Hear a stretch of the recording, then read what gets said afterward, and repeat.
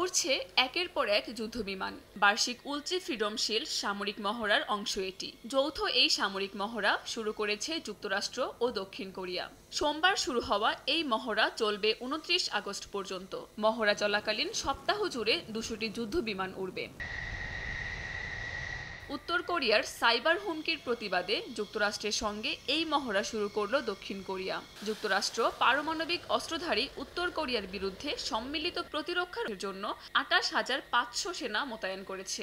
দেশ দুইটি জানিয়েছে প্রতিরক্ষার উদ্দেশ্যেই এই মহড়ার আয়োজন করা হয়েছে। আরও বলা হয়, উত্তর কোরিয়ার ক্রমাগত হুমকি প্রতিরোধের জন্য সাম্প্রতিক বছরগুলোতে তাদের প্রশিক্ষণ বাড়ানো হয়েছে।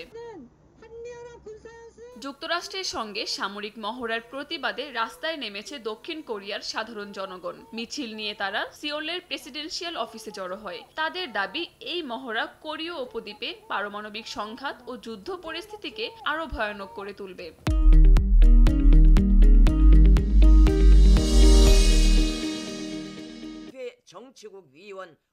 এ ঘটনার প্রতিবাদে উত্তর কোরিয়া পাল্টা ব্যবস্থা নিতে পারে বলে উচ্চ সতর্কবার্তায় আছে কোরীয় উপদ্বীপ। পিয়ংইয়ং এক বিবৃতিতে জানিয়েছে, এই ধরনের মহড়া আগ্রাসনের উদ্দেশ্যে উস্কানিমূলক। কাকুলি আক্তার, সময় সংবাদ।